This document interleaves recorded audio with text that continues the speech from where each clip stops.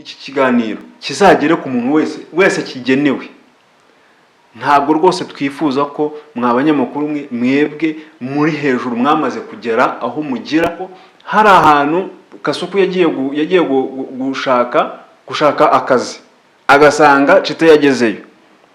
Nimba uyu mwanya nicara nkafata telefone yanjye nafungura nkasangaho Yago afitanye ikibazo na Irene, afitanye ikibazo na Sabi, afitanye ikibazo na Chita, afitanye ikibazo na Brian, afitanye ikibazo na Jihad.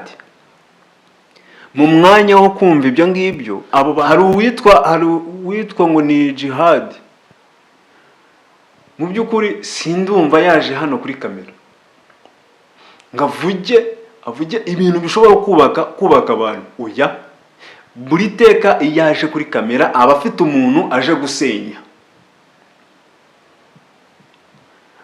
Niba nta yindi content afite cyangwa se nta bundi buryo yakoramo ibyo bintu bye, naceceke rwose kuko ibyo arimo gukora nta kamaro bifite. Chita reka mbivuge ndimo kureba muri kamera.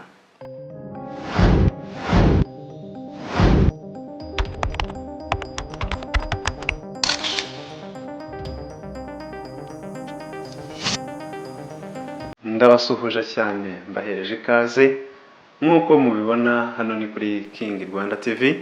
Hanyuma nge dusanzwe tuziranye ni King nk'ibisanzwe. Hanyuma rero amahoro y'Imana akomeze abandi namwe abari mu Rwanda, hanze y'igihugu, ku mugabane wa Afurika ndetse na Aziya hose, mbahereje ikaze kugira ngo dukomeze tubane hano ku muyoboro wa YouTube, aho mukomeza kudukurikira ndetse tukabana mu buzima bwacu bwa buri munsi. Icyo mubwira rero mbere yuko nangira, reka dukore subscribe, like, share ndetse na comment kugira ngo tujye tubana mu buzima bwacu bwa buri munsi. Niyo mpamvu rero tugiye guhera ku bintu bimaze iminsi bivugwa kuri izi social media. Niyo natekereje ko naza tukabivugaho, tukabiganiraho, hanyuma buri muntu wese akagira isomo abikuramo, kubera ko bimaze kuba inkuru ndende, bimaze guteza ikibazo hano hanze, aho buri muntu wese arimo kubyibaza, ari abatoya, abakuru barimo baribaza iri tangazamakuru ririmo gukorera hano mu gihugu, cyane cyane abantu bakoresha ama YouTube, uko bimaze kuba nabi. Rero ndagira ngo tubiganireho, turebe ese birava he birajya he, nuwe murongo twafata. Niyo mpamvu rero natekereje ko twaza tukaganira, buri muntu wese akagira igitekerezo abitangaho, kugira ngo n'ubutaha tuzaze tubiganiraho tubihereza umurongo. Hari abantu ngira ngo mumaze iminsi murimo kubona kuri social medias zose dukomeza tureba. Hari ama TikTok, hari Instagram ndetse kuri YouTube niho byabaye bibi cyane, aho uwitwa Chita Magic yateranye amagambo cyane n'uwitwa Kasuku, uwo muzi kuri social media witwa Kasuku, aho bateranye amagambo menshi cyane. Bateranye amagambo kugeza aho binjira no mu ngo ziwabo, umwe akamubwira ko avuga amazina yo akoresha atari kuri social media, hanyuma undi yinjira mu rugo rwe, yinjiramo. Numva rero ibyo ngibyo bidakwiriye, ari ibintu dukwiriye kuganiraho tukabihereza umurongo, kugira ngo n'abantu barimo gukoresha izi mbuga nkoranyambaga bakurikirwa n'abantu benshi, ariko ugasanga nibo barimo kwica iri tangazamakuru, nibo barimo kwica by'abantu bakurikira, ugasanga barimo gukurikirana ayo matiku kurenza kuduhereza ibindi bintu byatugirira akamaro. So rero nyibibona natangiye gusubiza amaso inyuma, ndeba uko byatangiye biteza induru, mera ku gihe cyaba Yago, uko byari bimeze, kugeza aho Yago ava mu gihugu akajya hanze kugeza na n'iyi saha. ngira ngo mwarabyumvise abantu yashyize mu majwi, harimo abo bacita, harimo ba Sabe, harimo ba Irene, harimo ba Jihad, harimo ba Brian. Abo bantu bose ni abantu baba influencer bashobora kugira ikintu bakora mu hano mu gihugu bigateza ikibazo. ubuse nkawe ushinze YouTube vuba kandi ukaba uri mushyashya, tukaba twumva nk'abo bantu bakuru banyu b'inararibonye bakoresha ino mirongo, nkawe ushingiye ku matiku ari kuvuka, ukaba nawe wabashije gushinga umuyoboro wa YouTube, nihe nama wagira abo bantu nubwo ari bakuru bawe? Gukurerega ntabwo ariko kumenya ubwenge, umuntu ashobora kuba ari mukuru ariko wowe mutoya ukamurusha ubwenge ukamugira inama. Ubugabo ntabwo ari ubutumbi. Nihe nama wagira aba bantu nk'abakuru banyu bari kurwanira ku mbuga nkoranyambaga kuri umurongo wa YouTube? Yego, murakoze. Niyo mpamvu nagize iki gitekerezo cyo kuvuga ngo reka nze tubiganireho, kuko hari ibintu ubona ukabona ko bidakwiriye. Itangazamakuru ryo mu Rwanda cyane cyane ibi binyamakuru birimo gukorera kuri YouTube birimo birateza ikibazo. Umusaruro birimo gutanga ntabwo ari wo byakagombye gutanga. Nimba uyu mwanya nicara ngafata telefone yanjye, nafungura nkasangaho Yago afitanye ikibazo na Irene, afitanye ikibazo na Sabi, afitanye ikibazo na Chita, afitanye ikibazo na Brian, afitanye ikibazo na Jihad. Mu mwanya wo kumva ibyo ngibyo, abo bantu bose uko bari mu guterana amagambo, hari ikindi kintu cyiza kizima bakagombye kuba bari mu gukora, noneho akaba ari cyo twebwe nk'abantu babakurikirana duhugiyeho, twaba turimo kureba cyatwubaka nk'urubyiruko. Hari abana bari hasi, hari ababakurikirana, hari twebwe noneho twababonye, hari aho bageze, dufite ibyo dushaka kubakuraho kugira ngo natwe tugere aho tugera. Hari abari hejuru bamaze b'abantu bakuru bubatse ingo, hari abayobozi babireba bashobora kuvuga ngo aba bantu bameze gutya na gutya, bakwiriye kugira umusanzu batanga. Uyu munsi nimba Yago ari hanze hariya, hari ibyo yakagombye kuba ari mu gihugu hano arimo gukora, ibyo byarahagaze kubera amatiku yabo bazanye mwiryane hagati yabo. Icyo ndimo kubabwira, icyo nababwira ngo mwakagombye kuba murimo kwicara n'umuyobozi ushinzwe ibitangazamakuru byikorera, nawe abyumve. Nakwiriye kuvuga ngo aba bantu hari umuyoboro cyangwa se umurongo tugomba kugenderaho, tuwugendereho. Abantu bashaka kuzana ibindi bintu utamenya ubwoko bwabyo, ibintu ngende ndimo ndabibona mu Rwanda. Ubundi twagombye kuba turimo gusapotingana. Umwe arimo kuvuga ngo uyu muntu bimeze gutya na gutya, reka tumuzamure muri ubu buryo, cyangwa se turebe bari abana bari hariya hasi, nta kintu turimo kubakorera. Reka nawe n'umwe nari numva wavuze ngo reka nihiringe ndebe aba bana bari kuri iyi mihanda, mbafashe mbazamure, turebe nanjye nange uyu musanzu kuri aba bana. Ahubwo icyo bafite ayo magambo adafite 12, barimo barinjirana mu miryango. Uyu munsi kugira ngo umunyamakuru abwire mugenzi we amusure mu rugo, nibyo byaba ikibazo kurenza kuba yamuzana hano kuri kamera bakaganira, kubera ko namujyana mu rugo arabizi neza ko ejo bazagirana beef, hanyuma wa wundi akazamura beef, akazamura amagambo adasobanutse kubera ko yageze mu rugo rwa mugenzi we. Urumva ahantu turimo kujya. None se nkawe ufite umuyoboro wa YouTube, ubona inkomoko iri kuva he? Ntabwumvikane inkomoko, ntabwumvikane burimo.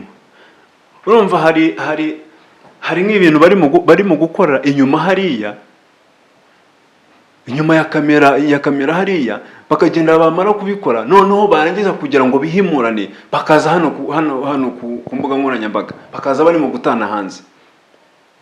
Urumva nka Chita impamvu ndimo nazamukiye kuri Chita, ni ibintu bimaze kuba birebire kandi bidakwiriye.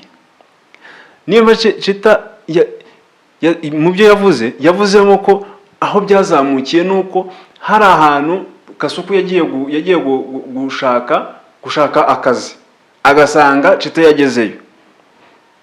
None ibyo ngibyo bibinandaro yo kumufata akamushyira ahantu, hanyuje amuzamura atyo, arimo kuvuga ibyo ngibyo, yinjira mu rugo, undi nawe none haranawe aza kubitira avunira mu mavi, arimo avuga runaka, kwinjira mu kumvuga. Ibyo ntabwo bikwiriye. Niyo mpamvu ndimo kubabwira ngo ibyo bintu ntabwo bikwiriye. Chita, reka mbivuge, ndimo kureba muri kamera, uri umuntu umaze kugera aho ugera. Uri umuntu buri muntu wese yafatiraho urugero, kubera ibyo urimo gukora ni ibintu birimo kugaragara. Rero gerageza utange rwose umurongo muzima, ureke ibyo bintu. Reka dukomeze tuganira. Icyo kiganiro ndashaka ko tugikora neza, hanyuma aho kigereyo, kandi ucyumva wese azakimugezeho. Ndashaka ko kimugeraho. Icyo twebwe turimo kureba ubu ngubu nuko ibyo murimo kutwereka ntabwo aribyo twari tubitezemo. Twe turimo turazamuka. Niba turimo kuzamuka, murimo kutwereka ibi ngibi, biravahise birahurira hehe? Tubabarire ibyo bintu murimo gukora. Muhurira hirya ngiyo, mukagenda mukabivugirayo, mugende mubivugirayo, birangire, hanyuma bireke kuza hano kuri kamera. Kuko hari abantu benshi bafite ibyo bashakamo. Kereka nimutubwira ngo ibyo twagomba kubaha twarabibahaye, ibi ngibi nibyo dusigaye kubahereza, dutega amatwi twumva ubwo busa, birangire. Ariko nimba hari ibindi mufite byo kuduhereza, byafasha urubyiruko ruri hanze ahangaha, mureke kuzana amatiku hano. Musenyere umugozi umwe, muvuge muti tugiye kubaka sosiyete ya hano dukoresheje izi mbuga nkoranyambaga zacu dufite. Mu minsi yashize mwerekanye inzu Sabe yubakiye umuturage. Simvuze ngo namwe hari ibyo mutakoze, mwarabikoze. Ariko se aho tugeze ahangaha, ibi ngibi murimo kutwereka nibyo mwagwiye kutwereka? Ntabwo aribyo mwagwiye kutwereka. Mutwereke ibyo dukwiriye kubona. Mureke gufata itangazamakuru ryo mu Rwanda ngo muriteshe agaciro. Twebwe nk'abantu batabasha bakiri hasi, cyangwa se utari bubasha kuza kuri kamera, areke gukomeza areba iri tangazamakuru, arirebe nk'iryamaze kwangirika, areke kuribona nk'iryamaze kuba ikibazo hano muri sosiyete. Oya, mwisubireho. Nimba hari naho mubiganirira, mugende mubiganireho, hanyuma mureke guteza ikibazo hano. Hari uwitwa ngo ni Jihad. Mu by'ukuri sindumva yaje hano kuri kamera ngo avuge ibintu bishobora kubaka abantu. Oya, buri teka yaje kuri kamera aba afite umuntu aje gusenya. Niba nta yindi content afite, cyangwa se nta bundi buryo yakoramo ibyo bintu bye, naceceke rwose, kuko ibyo arimo gukora nta kamaro bifite. Arimo arateza ikibazo hano rwose, mwatubabarire. Ndimo ndashimira umuntu witwa Yago, yabonye ko ibyo ngibyo nta kamaro karimo, ahemera guca bugufi, asaba imbabazi. Ejo muri yasabye imbabazi, yari arimo ashima Irene ko nawe yamubabariye. N'abandi byagenda gutyo, ibintu bikongera bigasubira uko byari bimeze, tukareka kubaho turyana. ese bari abanyamahanga ko bitagarukira hano mu Rwanda, bari abanyamahanga barimo kureba babasha kumenya ibyo dukora n'ibyo tuvuga, niba reba bagasanga uyu munsi nimba wowe Chita hari uburyo wari umeze, uyu munsi akaba ari ufite uri ikibazo hano kuri social media, inabayireni nawe mwese mukaba mufitanye ikibazo, ari mwebwe mwakagombye kuba muvuze ngo uyu munsi u Rwanda rwacu, igihugu cyacu turacyerekana muri ubu buryo. Uko mushaka kucyerekana, muri mashaka kucyerekana mu buryo butari bwo, kandi hari uburyo mwakagombye kucyerekanamo. Navuga ngo iki kiganiro kizagere ku muntu wese kigenewe. Ntabwo rwose twifuza ko mwabanyamakuru mwebwe muri hejuru mwamaze kugera aho mugira, mureke kwerekana intege nke zanyu z'inyuma ya kamera. Ibyo mukora mu bikorera inyuma ya kamera birangire, hanyuma nimwumva hari icyo mukwiriye kuza kuduhereza hano kuri kamera, muze muduhereza ibintu bisobanutse bifitiye u Rwanda cyangwa se rubanda nyamwinshi akamaro. Bitari ibyo ngibyo mubyihorere, aho kugira ngo mudufate mudushyira hasi. None se ubona René Chita impamvu igihe cyose basigaye bazana amatiku bakayazana muri sosiyete nyarwanda, ubona biri gukomoka he? Bitwere niwe ni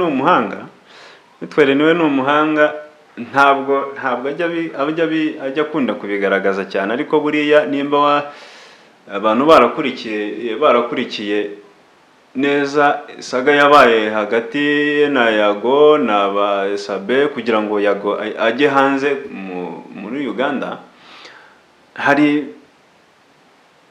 harimo akaboko, ariko kugira ngo we abikorera inyuma iyo ngiyo, noneho bikaza atarimo gushaka kubyerekana ko abirimo, ariko kirimo kugaragara nuko aba ahari.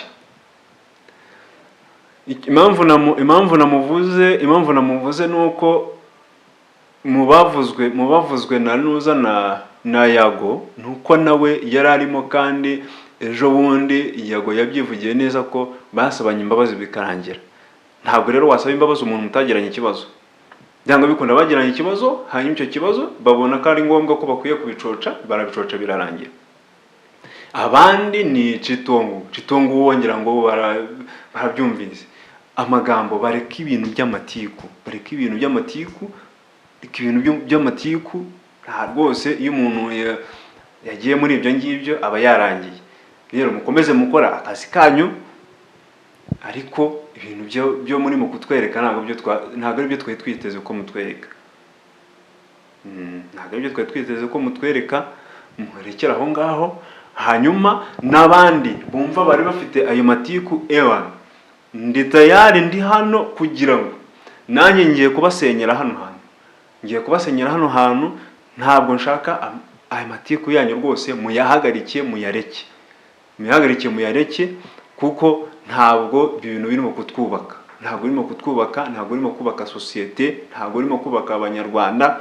Mushake ibintu byubaka abanyarwanda, aribyo mutuzanira, mureka kutuzanira amatiku yanyu. Niba kubana hanze hariya bibananiye, mubireke, mukomeze muryanire iyo ngiyo, mureke kuza kujya icyo kintu nakomeje kukitsaho. Sinzi niba mutarimo kucyumva neza, nakomeje kukitsaho, mureke kuzana ibyo murimo kuvugira inyuma ya kamera hariya, ngo mubizane bibarenge, mubizane hano kuri kamera. Oya, nimba mudafite icyo muduhereza hano n'imbaga nyamwinshi irimo kubakurikirana, mubyihorere kugira ibyo muduhereza. Igihe muzabonera ko hari ibyo mukwiye kuduhereza, muzagaruke kuri kamera. Erega buriya umugabo bitewe n'ibikorwa byiza, ariko ibyo waba ugezeho byose, niyo waba ugeze kuri 98% cyane, ibyiza byose wakoze, iyo ukoze ibintu bibiri cyangwa kimwe kibi cyane, gihanagura ibyiza byose wakoze. Niyo mpamvu rero aba banyamakuru cyangwa ababayoboro ba YouTube, babasabye n'abandi baba bakurikiranwa n'abantu benshi cyane, nibadagabanya ngo babashe guca bugufi bakontorore izi mbuga nkoranyambaga zabo n'ibyo bavugira hariya. Nakunze umuntu witwa Scovia. Jondi hari ahantu namubonye arangije aravuga ngo abantu bifuza kubona uwiwanjye kandi ntabwo ariko bikwiriye. Yahisemo kuba wa kamera, nimba yahisemo kuba wa kamera rero reka bakomeze barebewe. N'abandi bakwiriye rero kuba bo kuri kamera hakagira n'ubuzima bwo hanze. Ni ibyo ngibyo, reka mbashimire rero mbabwire ngo murakoze cyane. Reka dukomeze tubane, subscribe, share ndetse na comment. Hano ni kuri King Rwanda. Imana ikomeze barinde cyane. Ciao ciao.